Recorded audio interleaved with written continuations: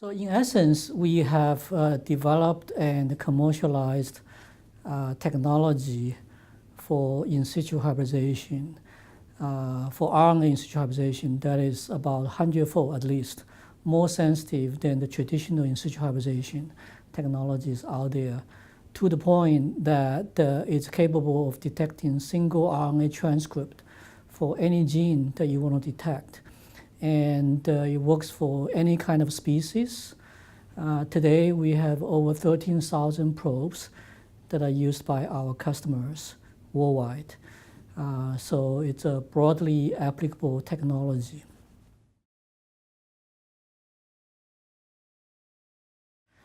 In a manual kit, you can do 20 slides. And each slide can hold roughly 2 by 2 centimeter square space. So if you have a sample that's smaller, you can run more than 20 slides. Of course, if you run a tissue microarray, which covers a larger area of the microscope, you may cover a smaller number of samples.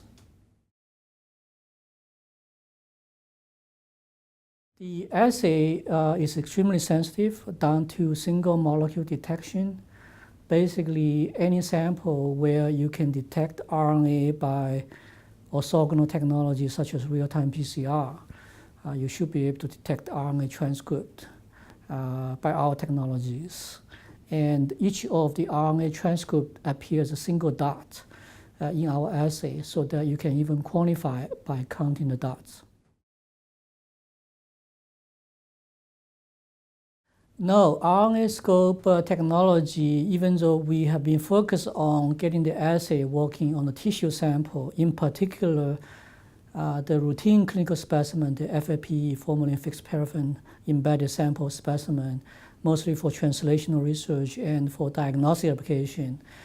But the assay is applicable for all kinds of samples, including fresh tissue sample, cell lines, primary cell cultures, even cell in suspension. Right, so the assay protocol has been optimized for most of the sample types. For example, for all the major FAP sample from different tissue type has been optimized, where the assay conditions are the same for vast majority of those tissue types. For the fresh tissue sample, the assay are also optimized, and if you follow our recommended conditions. So yeah, you don't have to do that, unlike a case where you're trying to detect antigen with antibody, where you may need to optimize your target retrieval process. But for our assay, because every one of the transcripts are cytoplasmic, so the other conditions are the same. So RNA tend to be more stable in tissue block because of the paraffin. In our experience, what we find is that RNA appears to be more sensitive to moisture. So when you cut the tissue block into the slides, you need to keep them under desiccated condition to keep it dry. Under that storage condition, you should be able to keep it for a few months. But other than that, if you have a fresh cut slides, I would certainly recommend you to use it within a couple weeks. Yeah, those are extremely rare conditions. In general, most customer and most sample type and most samples, you should be able to get extremely clean backgrounds. And that's one of the things that people, especially pathologists, when they look at our assay result, the first comment would be the background is very clean. It's a very rare situation where if your sample is underfixed, you may have a situation where the probes or amplifier get trapped in the sample. In those cases, you just need to optimize your pre-treatment condition a bit, mostly by reducing the target retrieval time or reducing the protease incubation time. So typically, we recommend 5-micron section, which is the same thickness for fish, because the assay was optimized for those conditions. Now, if you're dealing with formalin fixed, if you're dealing with fresh frozen sample, we recommend 10 to 20 micron sections. If you have a thinner section or thicker section, you can optimize your pretreatment to tailor for your samples. If you have a thicker sample, for example, you may overtreat. If you have a thinner sample, you may reduce your protease digestion condition.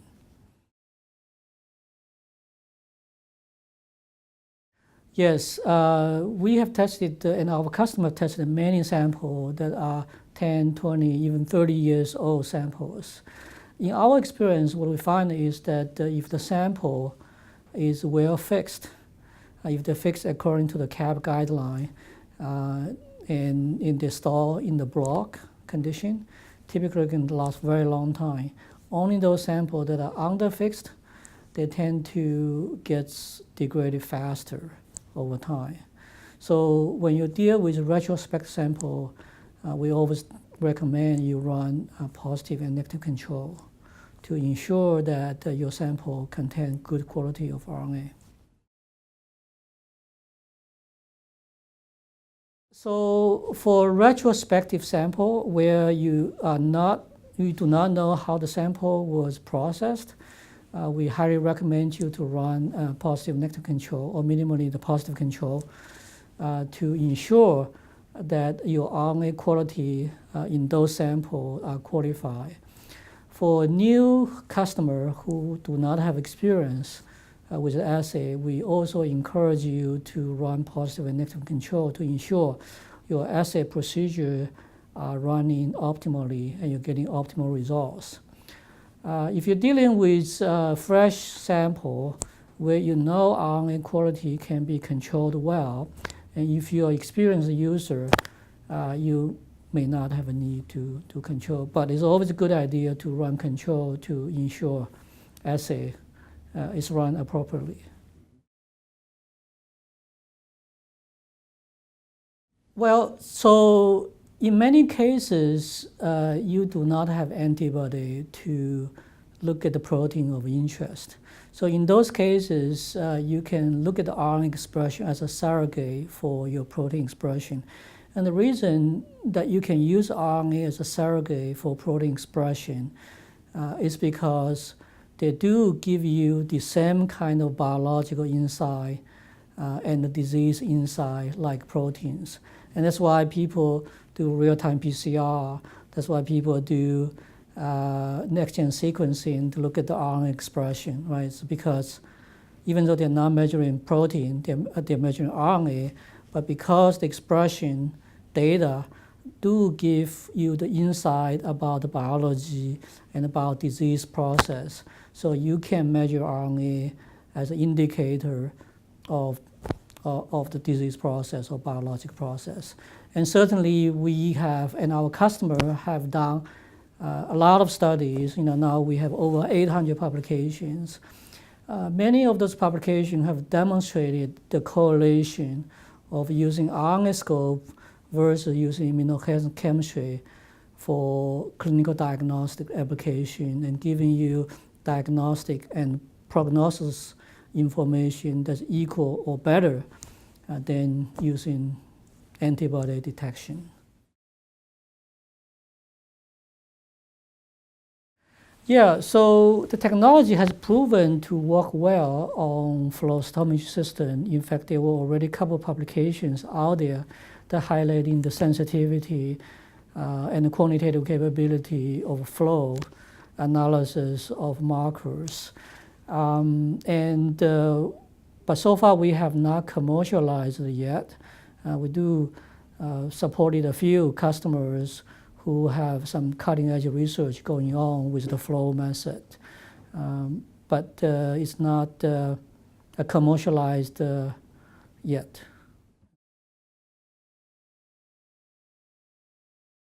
Theoretically, technology can, but we have not spent a lot of effort to develop technology for microRNA detection. And we've been focused our energy to develop the assay to look at the splice junctions, mutation detections, or very small RNA transcript. We basically recently we have launched the base scope technology, and base scope technology is an assay that has the ultimate sensitivity and specificity, capable of detecting splice junctions and mutations. So you are achieving a single base resolution at a single molecule sensitivities. And this technology can be used to look at the different isoform of the gene. And for the first time, we now have a tool to look at the different splice variant to see are they expressed in the same cell or different cell, are they co-localized, co-expressed, or they're differentially regulated in different tissue environments. Yes, you can. So with our latest version of a multiplex fluorescent assay, you can do multiplex fluorescent RNAscope assay first, followed with the immunofluorescence stain for your antibodies. Right now, you can do 4-plex. You can look at the 4 genes simultaneously. And this is not limited by our assay. It's more limited by the fluorescent microscope, which typically give you 4 color distinctions. With chromogenes, you can do 2-plex assay right now because those are the typical chromogenes available. In the future, there are some commercially available additional colors which should be able to allow you to do even higher plex. Typically, we find that you do IHC after RNAscope and you get good results. We haven't done a whole lot of optimization to see whether you can do IHC first before you do RNAscope. It's a concern because you do use protease in our assay, but today, from what we heard, the majority of our customers are achieving success, even though there's a protease digestion step. Absolutely. The technology is designed for translational research with the goal of converting rapidly of your translational result into clinical diagnostic systems. And the assay are already not only on research automation platform, like the Ventana Discovery System and the Leica Bond RX system, but recently it was also got adopted onto the Leica Bond 3, the clinical automation standing platform. And since the same reagent kits has been used for both research and diagnostics, and the automation standing instrument are the same for the research and diagnostic on the Leica platform. So you now have this seamless translation from research to diagnostics. So I believe it's an ideal tool for translational research for those who want to translate their result into diagnostics quickly. Another reason why this is ideal is that for any new target that you discovered, you can generate a probe very quickly within 2 weeks with high chance of success. In most of the applications, you do not need to purchase software for either qualitative or semi-quantitative analysis. You can do it manually.